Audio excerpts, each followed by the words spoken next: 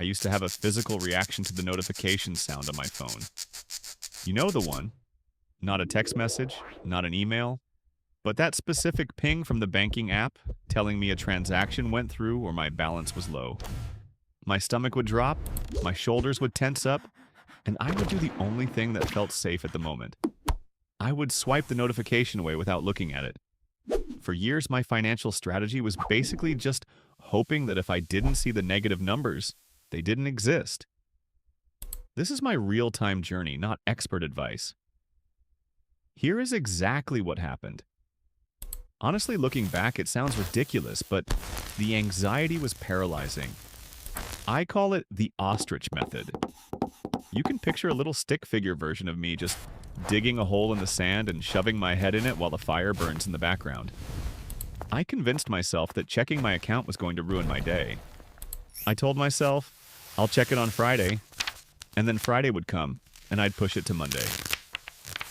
Before I knew it, 3 weeks had gone by, and I had absolutely no clue how much money I had, or didn't have.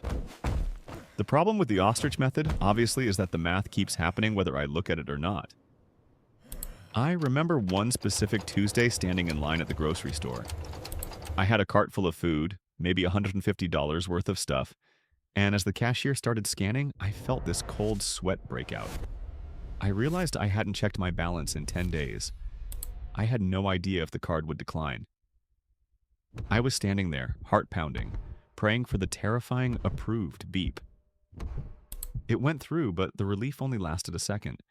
As I walked to the car, I felt so small. I felt like a child pretending to be an adult. I realized that the fear of the unknown was actually draining more energy from me than the reality of my debt ever could. I was spending 100% of my mental energy trying to avoid looking at a screen for 5 seconds. I knew I couldn't keep living with that low-level panic humming in the background every time I tapped my card. I didn't need a complex budget spreadsheet or a financial advisor yelling at me. I just needed a way to look at the monster under the bed without passing out. That's when I stumbled onto the idea of a check-in. Not a deep dive, just a quick glance to prove to myself that looking wouldn't kill me. So I knew I had to stop hiding, but I also knew I couldn't just try harder to be brave. I know myself. If something scares me, I avoid it. I had to trick my brain into thinking that looking at my bank balance was, well, maybe not fun, but at least comfortable. I needed to pair the scary thing with a safe thing. That's how my Sunday morning coffee ritual started. And I mean ritual in the strictest sense. I do it the exact same way every single week, so I don't have to use any willpower to get it done. Here's what it looks like. It's Sunday morning, the house is quiet. I'm not rushing to work. I make a fresh cup of coffee, hot, exactly how I like it. I sit down on the couch, not at a desk where I pay bills, just on the couch in my pajamas. I take a sip, I take a breath, and I unlock my phone. I have a rule. I only spend 5 minutes on this. I'm not doing a deep dive into spreadsheets. I'm not negotiating interest rates. I am just answering 3 questions. First, I look at my checking account. That's question number 1. What is my actual reality right now? Yesterday, for example, I opened the app and saw $432.18. Okay, that's the number. It wasn't the $1,000 I wanted to see, but it wasn't zero. Just seeing that number instantly lowered my heart rate. It's like turning on the light in a dark room. Even if the room is messy, at least you aren't tripping over furniture anymore. You can imagine a stick figure me just holding a flashlight, looking at a pile of clutter and nodding like, okay, there it is. Second, I tap over to my credit card. Question number 2 is, what damage did I do last week? This is usually the part that stings a little. This week I saw a total balance increase of $185. I scrolled down and saw the breakdown. There was the gas station fill up, the grocery run, and yep, there it was. A $45 charge for takeout on Wednesday night when I was too tired to cook. In the past, seeing that $45 charge would have sent me into a shame spiral. I would have beaten myself up for being lazy. But because I'm sitting there with my coffee, and I know I only have 5 minutes, I just look at it. I acknowledge it. Okay, I spent $45 on pizza. It happened. I can't uneat the pizza. I don't try to fix it right then. I just accept that it's part of the data. I'm simply logging the truth. Finally, I look at the calendar for the upcoming week. Question number 3. What is going to hit me in the face this week? I look at the next 7 days. I saw that my internet bill is auto-drafting on Tuesday for $80, and I have a friend's birthday dinner on Friday. That's it. And that is the whole process. I look at what I have, $432, what I spent, the $45 pizza regret, and what is coming, $80 or internet bill. I do the quick mental math. $432 minus the $80 bill means I have about $350 to last me the week. It sounds so basic, I know, but doing this with a hot cup of coffee in my hand changes the chemistry of the experience.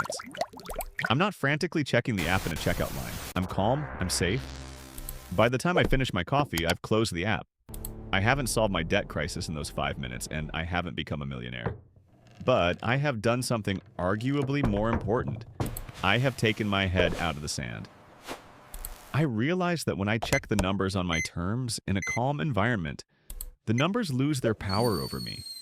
They aren't monsters, they are just digits on a screen. And knowing that I have $350 for the week, rather than guessing, means I can walk into the week feeling like the pilot of the plane, not a passenger strapped in the back hoping we don't crash. The biggest shift for me wasn't that the numbers suddenly got better overnight. It was that the story I told myself about the numbers changed. When I was avoiding my bank account, that $45 pizza charge grew in my imagination until it felt like a moral failing. It felt like I was a reckless person who couldn't control their impulses. But when I looked at it calmly on Sunday morning, with the sun coming through the window, it was just a transaction. It was just data. This is where the 1% difference happens. Because I wasn't paralyzed by guilt, I had enough mental space to make just one tiny adjustment. I didn't vow to never eat out again. That's a 100% promise I know I'd break. Instead, I looked at my calendar for the upcoming week, saw that late work meeting on Thursday, and thought, okay, that's a danger zone.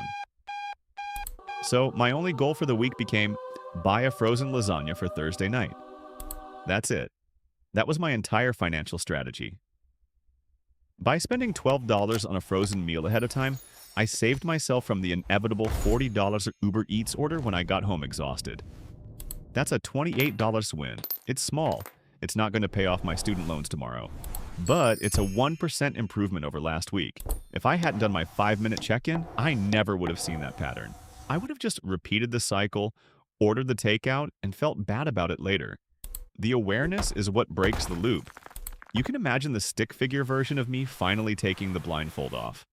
The path is still rocky, and there are still obstacles, but at least I'm walking with my eyes open now. It turns out the monster under the bed is a lot less scary when you actually shine a flashlight on it. My 1% mission for tomorrow is just to check my balance before I spend any money. I'm not even saying I won't spend it, I'm just going to look first.